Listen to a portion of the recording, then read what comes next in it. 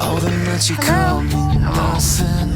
All the times you say Você sabia que um único telefonema mudou o terror para sempre? Em 1996, um filme aparentemente simples chegou aos cinemas, mas ninguém estava preparado para o que viria. Uma ligação estranha, uma voz distorcida do outro lado da linha e uma pergunta que virou história do cinema. Qual é o seu filme de terror favorito? Você atender o telefone e a pessoa do outro lado saber tudo sobre você. Onde você está, quem está na sua casa e, pior ainda, o que vai acontecer com você em seguida. A partir desse momento, o público percebe que aquilo não é apenas mais um slasher comum. Em poucos minutos, Pânico transforma uma simples conversa por telefone em uma das cenas mais tensas e icônicas do terror. Mas o mais impressionante é que esse filme não só assustou uma geração, ele reinventou completamente o gênero slasher. Personagens que sabem que estão dentro de um filme de terror, regras para sobreviver, e um assassino mascarado que se tornaria um dos mais famosos da história do cinema, Ghostface. Hoje, neste vídeo, nós vamos voltar para 1996 para entender como Scream conseguiu fazer algo que parecia impossível, assustar e ao mesmo tempo rir do próprio terror. Então se prepara, porque por trás das ligações, das facadas e dos segredos da cidade de Woodsboro, existe muito mais do que apenas um assassino mascarado. E acredite,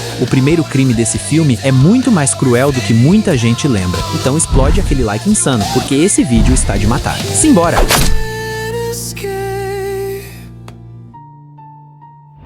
Lançado em 1996, escrito pelo icônico Kevin Williamson e dirigido pelo lendário Wes Craven, o mesmo criador de A Hora do Pesadelo e Quadrilha de Sádicos de 1977. Pânico chegou em uma época em que o terror estava praticamente morrendo. Os slashers dos anos 80 já tinham se tornado repetitivos. Sexta-feira 13, A Hora do Pesadelo, Halloween e por aí vai. Nos anos 90, praticamente as franquias já haviam se desgastado. O público já sabia exatamente o que esperar. Então surge um filme que decide fazer algo completamente diferente. Ele faz piada com os clichês, enquanto ainda usa todos eles. E é exatamente isso que torna Pânico tão genial, porque os personagens sabem que estão em um filme de terror, eles conhecem as regras, mas mesmo assim, não conseguem escapar delas. Kevin Williamson tirou essa ideia devido ter assistido a um noticiário falando sobre Danny Holing, o estripador de Gainesville, que tirou a vida de 5 estudantes universitários, em 1990 na Flórida.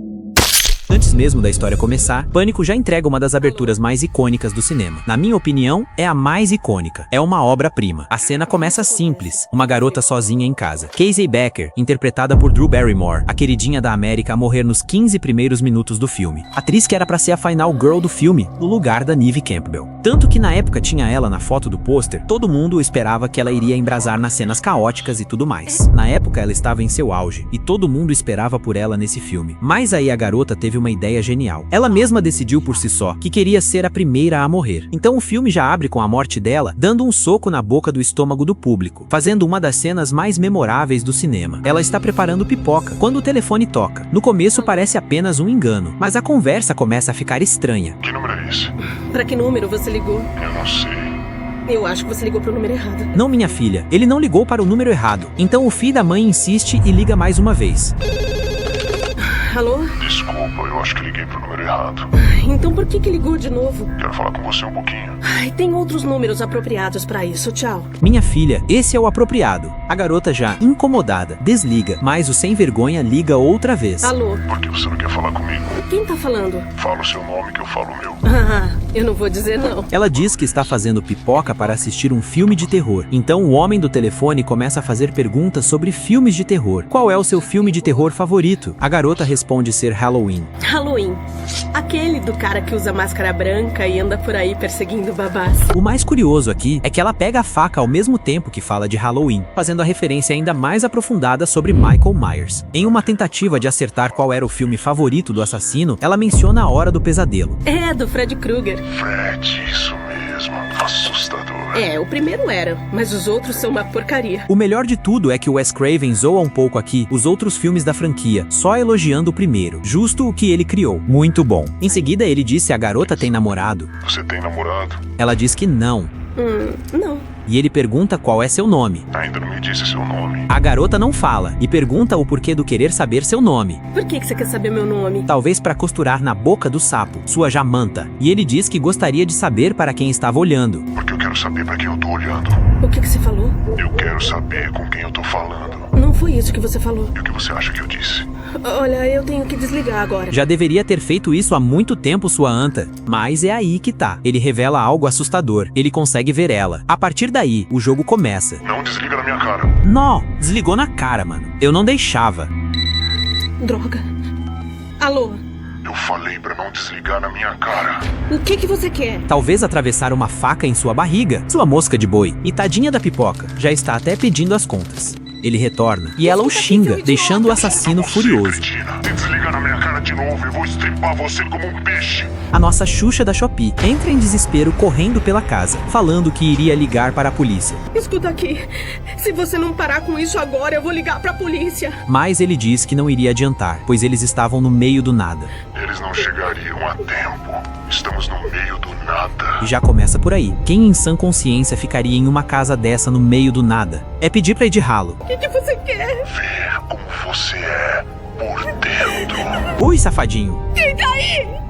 Eu vou chamar a polícia. Nunca se deve perguntar quem está aí. Você não vê filmes de terror? É uma sentença de morte. Obrigado. Eu ia falar a mesma coisa pra ela. A garota diz que iria ligar para o namorado, sendo que minutos atrás até então não tinha. Ele é grande, joga futebol e vai deixar você em pedacinhos. Que grande merda, hein, minha filha? Ele fala para ela acender as luzes do pátio. Acende as luzes do pátio. Ah, não.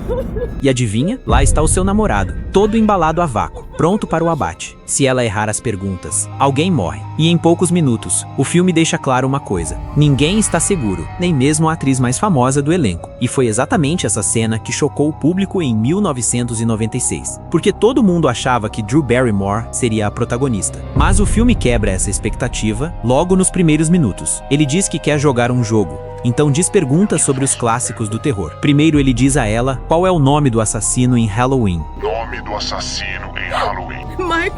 Michael Myers. Ela acerta, mas depois ele faz uma pegadinha com a segunda pergunta. Ele diz qual é o nome do assassino em Sexta-feira 13. Nome do assassino de Sexta-feira 13. Jason! Jason! É o Jason! Ela responde na emoção e fala que é Jason, mas na verdade, quem é o assassino no primeiro Sexta-feira 13 é a mãe do Jason. A loirinha se estrepa bonito, pois tinha acabado de errar. Desculpa, a resposta está errada. Ele abre a barriga do namoradinho dela, igual o frango assado de domingo. Ela entra em desespero quando ele joga uma cadeira do nada sobre a vidraça e começa a perseguição pela casa. A nossa loirinha do Chan pega uma faca na cozinha, enquanto o nosso fantasminha passa correndo igual ao Naruto no corredor. Ela tenta se esconder para o lado de fora, enquanto o Ghostface já estava para o lado de dentro. Ele tenta agarrá-la pela janela, mas ela consegue sair dando uma telefonada em sua cara. Nisso tudo, os pais da menina já estavam chegando em casa. Ela tenta correr para avisá-los, mas Ghostface pula em cima da garota igual católico procurando carne depois da Sexta-feira Santa. Mas não consegue. O assassino crava a faca no meio de seu peito, a derrubando no gramado. Ele a esgana, mas ela consegue golpeá-lo no meio do passarinho. E essa cena é incrível. A garota com a garganta esmagada tenta gritar seus pais, que não a percebem, pois ela já não tinha mais voz para nada. Deixando mais ainda para a gente aquele ar de que ninguém, absolutamente ninguém, está a salvo. Essa cena dela correndo e o Ghostface vindo atrás faz referência ao massacre da Serra Elétrica de 1974. E a cena dela tentando gritar é uma referência ao Halloween 2 de 1981. Os pais entram e vê tudo uma bagunça, parecendo casa de noia. Então se ligam que o pior já tinha acontecido ali. O mais bizarro é que enquanto sua mãe está tentando falar, escuta todos os sussurros da garota pelo telefone. Querida, pega o carro e vá até a casa dos Mackenzie. Essa cena do pai falando sobre ir até a casa dos Mackenzies também faz referência a Halloween de 1978. Desçam a rua até a casa dos Mackenzie e digam para chamarem a polícia. Em seguida, encerrando então uma das cenas mais icônicas do cinema, a morte da Drew Barrymore. Partimos para a cena sequência onde somos apresentados Sidney Prescott, interpretada pela Neve Campbell, e o seu namorado Billy Loomis, interpretado por Skeet Ulrich. E eu queria saber o porquê dos filmes daquele tempo, os caras entrarem pelas janelas do nada. Deve ser alguma síndrome, não é possível. A cena também é uma referência à Hora do Pesadelo, em que Depp entra pela janela da Nancy. Ela diz que o pai dela está ao quarto do lado, e que ele não poderia ficar ali. O pai chega ao quarto e fala que ouviu algo. Você tá bem? Não sabe bater? Eu ouvi gritos. Não ouviu. Ouviu sim. Para de mentir. Ele diz que vai viajar para uma exposição e que voltaria só no domingo. Logo ele vai embora e ela diz o porquê de Billy estar ali. Billy, o que tá fazendo aqui?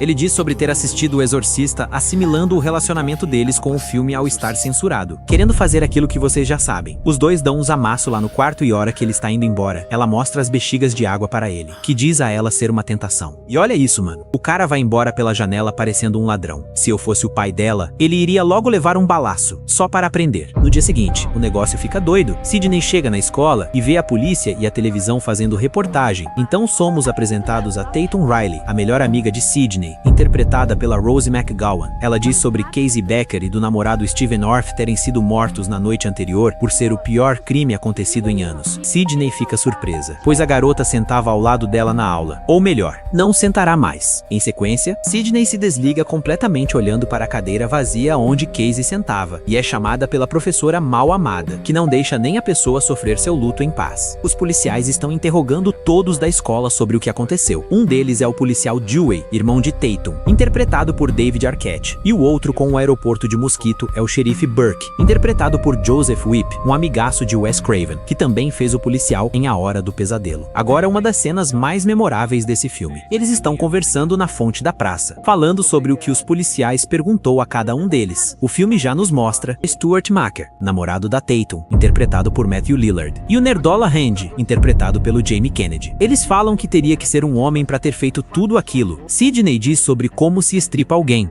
Como é que se estripa alguém? E Stuart começa a dar detalhes de como seria, sendo xingado pelo Billy logo em sequência. Que falta de tato, seu moloide. Sidney menciona sobre Stuart ter namorado Casey Becker. Ele diz que foi por alguns segundos. Sim, por 2 segundos. E Randy logo alfineta, falando que foi antes da Casey trocar Stuart pelo Steven. Antes dela trocar ele pelo Steve. O safado gosta de plantar logo a semente da discórdia. Logo diz sobre Stuart ser o suposto assassino. Ele fica revoltado com Randy e fala que iria estripá-lo. Eu vou te estripar já já, colega. Mas Randy continua o insultando na frente da galera. Billy perde a paciência e manda logo um supapo no lazarento do Stuart, por estar falando abobrinhas. Na cena seguinte, Sidney está com medo e liga para Tatum, que fala que ela poderia ficar em sua casa, já que seu pai só voltaria no domingo. Logo em seguida, mostra Sidney sozinha em sua casa e vê vários noticiários passando sobre o assassinato que ocorreu e mostrando sobre sua mãe que também foi assassinada, mas não conseguiram descobrir sobre seu assassino. No noticiário está a lendária Gale Weathers, interpretada pela Courtney Cox. Sidney escuta barulhos, mas pelo jeito não liga. A noite cai e sua amiga ainda não chegou para buscá-la. Ela diz que o treino acabou tarde e que já estava a caminho, citando também que iria passar na locadora. Eu vou até a locadora, estava pensando em Tom Cruise em All the Right Movies. Quando sua amiga Tatum desliga, logo em seguida o assassino a liga. Ela pensa ser uma brincadeira de Randy, já que ele é fascinado sobre filmes de terror. Noite assustadora, não é? Esses assassinatos e tudo mais. Parece coisa saída de um filme de terror. Randy, você se entregou. O assassino diz qual era seu filme de terror preferido. Qual seu filme de terror favorito? Sidney diz que não gosta, pelo fato de todos serem genéricos, e sempre ter uma garota peituda péssima atriz que sobe as escadas correndo em vez de correr para a porta da frente. Mas ao decorrer da conversa começa a ficar cada vez pior. Ele diz que não é o Randy. Randy, isso não é nada original. Tô muito desapontada. Talvez porque eu não seja Randy. E que está na varanda da frente da casa. Ela começa a entrar em desespero e vê que a situação era realmente séria. Então sai sobre a varanda da casa, mas não vê ninguém. Assim que a garota tenta desligar o telefone, ele diz que faria igual fez com a mãe dela. Se desligar o telefone, irá morrer como a sua mãe. Aqui tudo piora de vez, ela entra pra dentro da casa novamente, e logo em sequência o assassino surge por trás dela saindo de dentro do armário, tentando golpeá-la pelas costas. Ela desvia, e ele em seguida a joga no chão, que começa a se revirar com as costas igual um aspirador de pó robô. Ele bate a cabeça dela ao chão e tenta golpeá-la novamente com a faca, mas ela mete logo um chute no nosso cara de fantasma que cai no chão. Sidney tenta abrir a porta da frente, mas não consegue. Ele golpeia mais uma vez e erra. Ela sobe as escadas correndo, e ele sobe logo atrás. E o engraçado é essa sátira que o filme prega, porque o próprio filme faz a crítica sobre os clichês de outros filmes de terror, como a cena que a gente vê de Sidney falando sobre as garotas burras que sobem as escadas, sendo que aqui ela mesma faz isso. E isso é genial, cara. O jeito que esse filme brinca com isso é fenomenal. Vemos que ela se esconde dentro do quarto, o Ghostface tenta entrar e não consegue. Ela tenta ligar, mas manda um recado à polícia pelo computador. Maluco, sério, ela mandando mensagem nesse computador branco de tubo. É o ápice da nostalgia. Logo entra o nosso trombadinho trombadinha novamente pela janela. Esse cara não vai parar? Meu Deus. A porta tá trancada, ouvi gritos. Para de mentir, você adora uma janela. Sidney fala que o assassino estava lá dentro, ele tenta acalmá-la, mas do nada cai um bloco de 8 furos do seu bolso. E Sidney logo desconfia que ele era quem poderia estar na ligação com ela esse tempo todo, que poderia ser o assassino realmente. Ela corre desesperada e dá de frente com o policial Dewey, que assusta com a garota e dá logo um grito parecendo uma turbina de caminhão. Billy é pego pela polícia e levado por ser o suposto assassino. Quem é esse? Billy Loomis. Chama esses caras, não fui eu. Tatum chega atrasada e pergunta se sua amiga está bem. Desculpa eu ter me atrasado, você está bem? É claro que sim, pô. Ela tá benzaça, depois que você deixou ela pra morrer. Isso que é melhor amiga, viu? Gaio chega com sua equipe para fazer a cobertura do ocorrido. Ela tenta tirar informações da Sidney com a Tatum, que a deixa falando sozinha. Aquela que levaram a Sidney pra... Eu não tô falando com você. O que houve com ela? Isso não é da sua conta. Em seguida, o xerife Burke faz perguntas a Billy sobre o que estava fazendo com o celular no bolso. O pai de Billy fica puto com a situação e fala para ele rastrear as chamadas de telefone, pelo fato da empresa ter o registro de todos os números feitos naquele horário. O xerife fala que já estão cuidando sobre isso. Mas nessa época, pessoal, o rastreamento de chamadas telefônicas era um processo lento, manual e trabalhoso, que podia levar horas, dias ou até mais tempo. O xerife pergunta o que ele estava fazendo na casa de Sidney na noite passada. Sim, porque ele é um trombadinha desprezível. O xerife pergunta se ele passou na casa de Casey Becker também. Ele diz que não, e o xerife fala que ficaria detido até ter os registros das chamadas. Em seguida, as garotas tentam sair pela lateral da delegacia para evitar a imprensa. Mas são vistas por Gaio, que vem logo perguntando e entrevistando. Sidney fala sobre o livro. Então como vai o livro? Bem, vai ser lançado este ano. E Gaio disse que mandaria a cópia para Sidney, que fica furiosa e desce logo uma sapecada na cara da ordinária. Eu te mando um exemplar.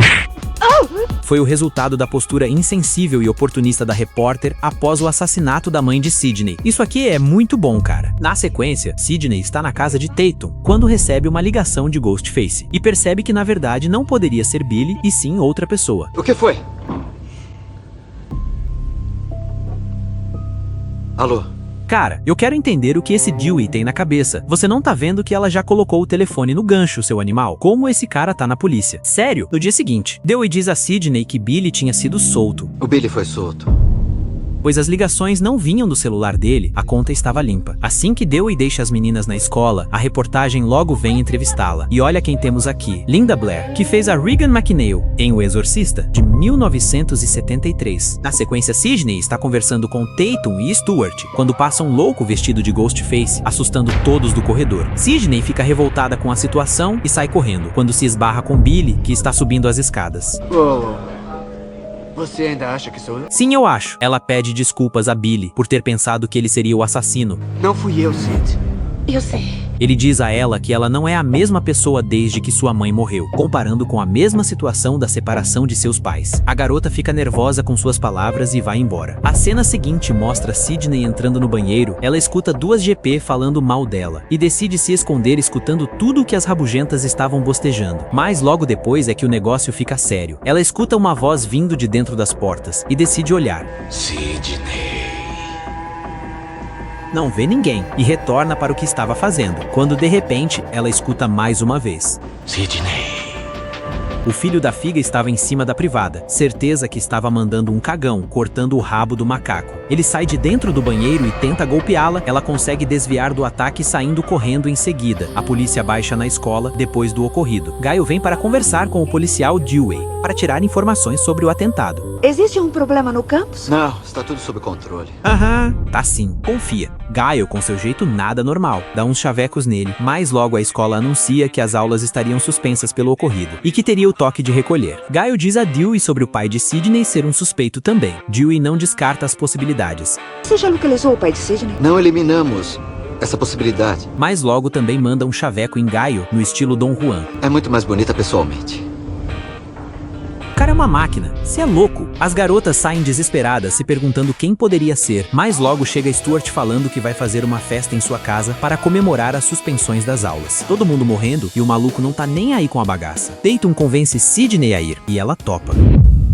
O diretor da escola está provando a máscara, quando alguém bate em sua porta. Ele vai olhar. Sim? Olá! Mas não vê absolutamente ninguém, e volta para a sala. O cara assusta com sua própria imagem no espelho. Esse é o tipo que não sobrevive nem que a vaca tussa. E novamente, alguém bate em sua porta. Ele já estressado, vai atrás para saber quem poderia ser. E olha que foda isso, cara. Quando ele olha para o corredor, ele vê o carinha da limpeza vestido de Freddy Krueger, que também chama Freddy. E o mais louco de tudo é que é o Wes Craven, o diretor do filme. Isso é sensacional. Ele volta pra sala e se assusta mais uma vez com sua imagem. Meu Deus, cara, não sei quem está mais assustado, se é ele ou o espelho, vendo essa lata aí. Hora que ele menos espera, o Ghostface sai de trás da porta, o golpeando várias vezes em sua barriga. Eu falei que não sobreviveria? Na cena seguinte, Sidney e Tatum estão conversando sobre a mãe de Sidney e o seu suposto assassino, Cotton Weary. Sidney diz que se ela realmente estava enganada sobre Cotton Weary, o assassino poderia estar por aí. E Tatum responde que ela fala como se estivesse em um filme de terror. Randy está repondo os filmes na locadora onde trabalha. E logo chega Stuart perguntando se vai à festa em sua casa. Randy ainda desconfia sobre Billy, que também está na locadora, falando que ele tem assassino tatuado bem na testa. E Stuart diz o porquê das autoridades ter soltado ele. Foi só um mal-entendido.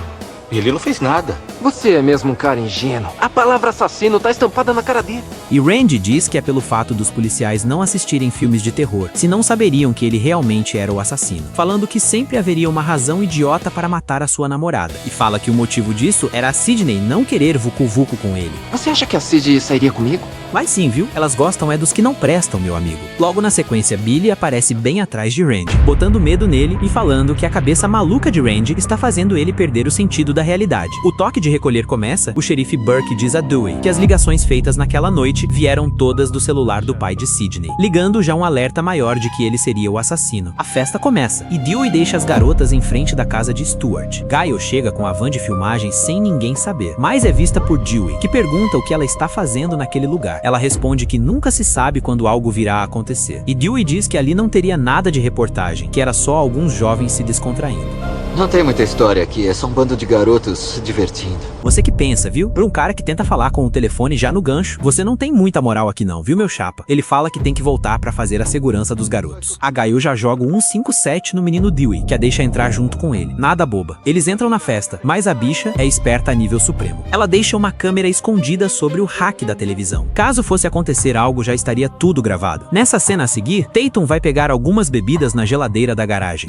E sei o que você pensou. Talvez poderia estar frio nesse dia. E me explica uma coisa, o que essa geladeira tá fazendo aí na garagem? Eu não cairia nessa nem me pagando. Quando ela tenta sair, se depara com a porta já trancada. Ela pensa que algum arrombadinho está pregando peças nela. Ei, seus idiotas! Quando tenta sair pelo portão da garagem, ele fecha impedindo a mesma de sair. Mas quando olha para trás, lá está ele. Ela vê Ghostface a olhando fixamente e pensa que é Randy tentando assustá-la. É você, Randy? Pelo amor de Deus, parem de pensar que tudo que acontece aqui é culpa do Randy. Que saco! Ela tenta sair, mas ele não deixa. Quer brincar de psicopata assassino? É claro que ele quer, minha filha. Você não está vendo, não? Posso ser a vítima? Isso é o que ele mais quer. Tatum começa a zoar, pensando que era só uma brincadeira, mas ele segura seu braço e passa logo a Tramontina na nossa loirinha do Chan. A garota entra em choque e logo dá uma portada de geladeira bem na lata do nosso fantasma. Ela tenta fugir pela porta em seguida, jogando as Romarinho bem na fuça do Ghostface. Ele vem para cima dela, mas a garota manda logo um golpe do Mestre Shifu e corre logo para a porta dos gatos. Aí é demais, né, minha filha? Aí você quer morrer e não tá sabendo pedir. Ele liga o portão da garagem bem na hora, que prensa a cabeça de Tatum entre a porta e a quina da parede, esmagando e quebrando seu pescoço na hora. Muito louco. Sidney está atrás de Tatum para as duas irem juntas, quando Billy aparece do nada na porta assustando Sidney. Eles sobem para conversar no quarto lá de cima. Randy diz sobre Billy estar ali. Não sobrou nada para o Betinha. Gail está só de tocaia em sua van, só esperando a hora certa para alguma merda acontecer. Billy e Sidney estão lá em cima, pedindo desculpas um para o outro. Então os dois começam a se pegar no quarto, e Sidney fala que está pronta para Billy. Se é que vocês me entendem, o pessoal que ficou estão todos em uma sessão de filmes lá embaixo. Randy começa a explicar sobre as regras dos filmes de terror, e essa cena é muito boa. Gaio e seu cinegrafista estão na van, observando a galera pelas câmeras, quando Dewey chega, falando que teve uma chamada. Acaba de ligar, alguém viu um carro na mata lá na estrada. E fala se ela queria ir com ele vasculhar o local. Ela aceita. E o maluco me solta isso aqui. Madame, eu sou o subxerife dessa cidade. Desculpa aí, Chuck Norris, eu ainda não esqueci do telefone no gancho não, viu? Mais pessoas começam a ir embora da casa. E logo depois, a cena seguinte, Randy atende uma ligação falando que o diretor da escola tinha sido morto. O pessoal vai tudo embora para ver o ocorrido. Dewey e Gaio estão andando pela estrada, quando quase são atropelados pelos adolescentes chapadão de Itaipava. Se não fosse esses adolescentes, o Dewey jamais teria tomado essa iniciativa. Em seguida percebem o carro de Neil Prescott, o pai de Sidney. Eles logo percebem que as coisas estão ficando cada vez mais bizarras. Sidney e Billy acabam de fazer o tchaca-tchaca na buchaca, quando o Ghostface surge por trás, cravando várias facadas nele. Sidney corre do assassino, embrasando em uma cena fenomenal de perseguição.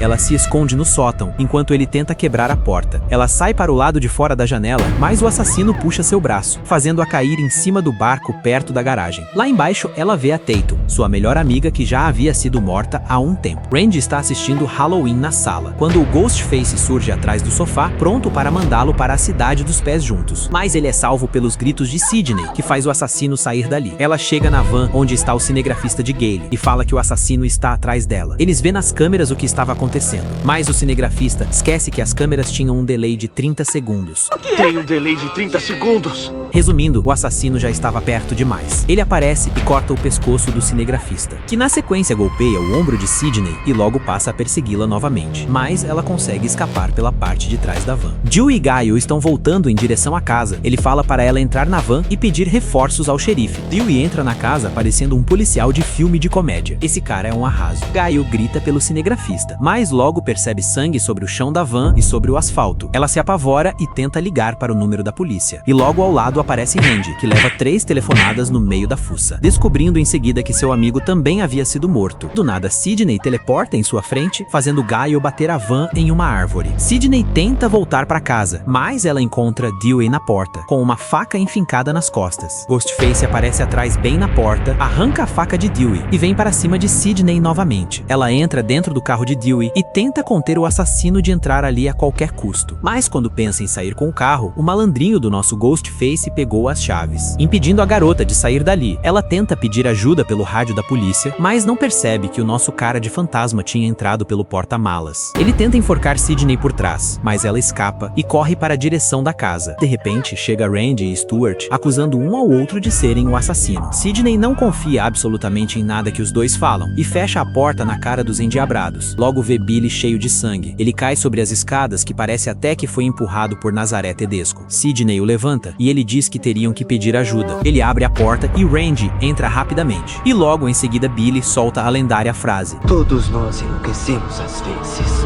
Ele dá um tiro em Randy e fala que o líquido vermelho em seu corpo, na verdade, era xarope de milho. E descobrimos ali que Billy era o assassino por trás de tudo, mas não só ele. Sidney tenta correr e dá de cara com Stuart, que amostra o modificador de voz. Surpresa, Sidney. E ela vê que tudo aquilo era um plano entre os dois. Eles eram os assassinos o tempo todo. Olha a cara de Stuart Marker. Você vê em seu olhar que ele gosta daquilo. Os caras são os verdadeiros endiabrados. E ele diz sobre ter incriminado o assassino da mãe de Sidney. E ela pergunta o porquê dele ter matado sua mãe. Por que vocês mataram a minha mãe?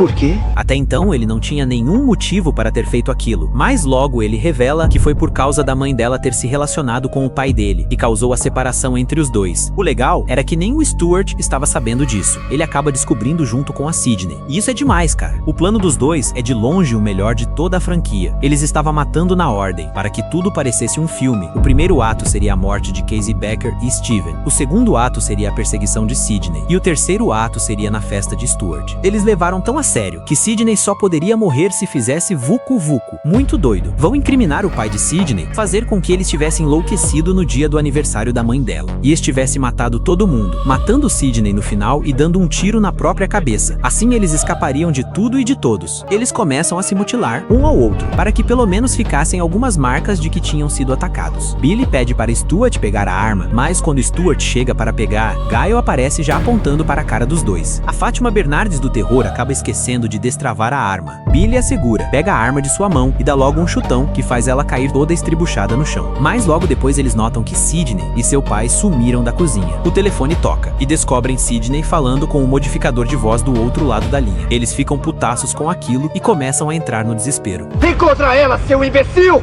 Não posso, Billy. Você me cortou muito fundo. Eu acho que eu tô morrendo, cara. Billy Loomis abre a porta do quartinho debaixo da escada e é golpeado 2 vezes com a ponta de um guarda-chuva por Sidney, que estava usando a fantasia de Ghostface. Stuart aparece e vem para cima de Sidney igual um pitbull raivoso. Ela o derruba e em seguida os dois passam a se confrontar pela sala. Stuart tenta segurá-la, mas Sidney quebra logo um vaso na cabeça dele, o deixando grog na hora, e depois jogando a televisão da sala bem na sua cabeça, que o mata na hora. Adeus, Stuart Marker. Sidney percebe que Randy estava vivo, mas logo Billy levanta metendo um murrão na cara dele e partindo para cima de Sidney. Mas na hora que ele tenta matá-la, Gaio aparece e manda logo uma azeitona no meio de seu ombro. E olha a sensação de ter aprendido a destravar a arma. Olha a felicidade explícita na carinha dela. Logo a seguir, Sidney checa o corpo de Billy, mas Randy diz a ela que naqueles momentos era quando o assassino volta à vida para dar um último susto. Ele volta do nada, e Sidney mete o último balaço na sua cabeça, tendo então o final de Billy Loomis. A polícia chega e o filme acaba com Gaio fazendo a reportagem sobre a frente da casa. O filme mostra o tempo todo pra gente que é Billy e Stuart, como na cena que ele entra no quarto da Sidney. Lá há um pôster de Indigo Girls, que uma de suas músicas lançadas na época se chamava O Poder de Dois, já fazendo referências aos 2 assassinos do filme. Nessa mesma cena é quando o pai da Sidney é pego por Stuart Marcher. Na verdade, ele não foi viajar. Ele foi sequestrado logo após sair do quarto de Sidney. Por isso as ligações vinham todas do número dele. E Billy ficou no quarto com a Sidney, enquanto Stuart fazia todo o trabalho sujo. A cena da fonte também, se olharmos bem, o filme nos mostra perfeitamente que eram eles os assassinos, o jeito que um olha para o outro e o jeito que Billy tenta sinalizar Stuart. Tudo está ligado. A cena do ataque no banheiro, os sapatos do Ghostface é o mesmo que Billy e Stuart estavam usando, se perceber bem. O olhar de Billy já nos mostra também, tanto na cena que ele deixa cair o celular, quanto na cena da locadora, que ele intimida o Randy. Stuart sempre está sorrindo e fazendo piadas enquanto as mortes estão rolando, tanto que ele deu até uma festa, sem nem se importar. Claro que já era tudo planejado por eles. E também a cena logo depois que a Tatum morre, olha o jeito que o Billy chega, e olha o jeito que ele olha para o Stuart, dando um sinal de tá feito. Ghostface não é só um assassino, ele é um jogo.